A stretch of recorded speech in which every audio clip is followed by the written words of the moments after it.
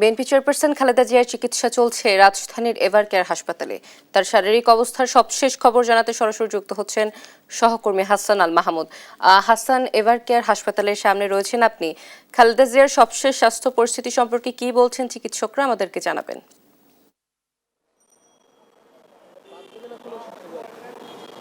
অতসী, আপনাকে ধন্যবাদ। আমরা এভারকেয়ার সামনে অবস্থান করছি এবং সকাল থেকেই দেখছি যে বেগম খালেদার যে চিকিৎসা সেটি কিন্তু আগের মতো চলছে। তবে এখন পর্যন্ত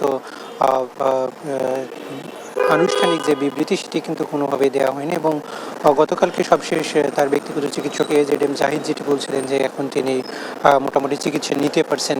যেসব ইনফেকশন তার ছিল, বিশেষ করে অ্যান্টিবায়োটিক এবং অ্যান্টিফাঙ্গাল দিয়ে সেগুলোকে তারা রিকভারি করার চেষ্টা করছে। বিশেষ করে ফুসফুস এবং লিভারে তার যে সংক্রমণ ছিল সেটি কমানোর চেষ্টা করছেন এবং তার নিয়মিত যে ডায়ালিসিস সেটিও কিন্তু এখন পর্যন্ত চলছে এবং গতকালকেও আমরা দেখেছি বেশ কিছু পরীক্ষা নিরীক্ষা হয়েছে। এরপরেই কিন্তু আরও চূড়ান্ত সিদ্ধান্ত দেওয়া হবে এবং যেহেতু তার 30 সদস্যের একটি বিশেষজ্ঞ চিকিৎসক দল, তারা কিন্তু তার পুরো চিকিৎসা বিষয়টিকে পর্যবেক্ষণ করছেন, যেখানে জুবাইদুর রহমান যিনি তারেক রহমানের স্ত্রী, তিনিও কিন্তু পুরো বিষয়টিকে সমন্বয় করছেন এবং প্রতিদিনই তিনি হাসপাতালে আসছেন এবং চিকিৎসার বিষয়গুলোকে সার্বিকভাবে তিনি খোঁজখবর রাখছেন।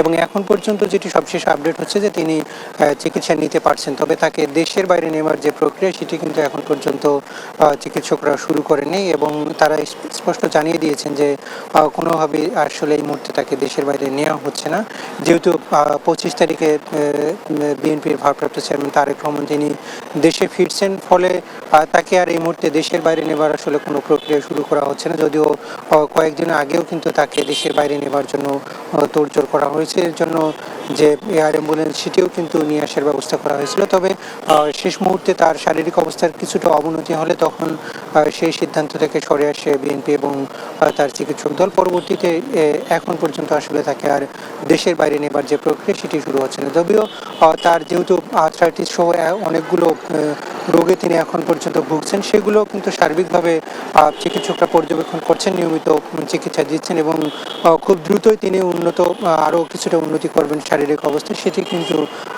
মনে করছেন চিকিৎসকরা। এবং দেশের চিকিৎসক এবং দেশের বাইরের চিকিৎসকদের সমন্বয়ে এখন যে চিকিৎসা চলছে সেটি অব্যাহত থাকবে এখন পর্যন্ত। তো এই ছিল আমার কাছে এখান থেকে সবশেষ। অতসী।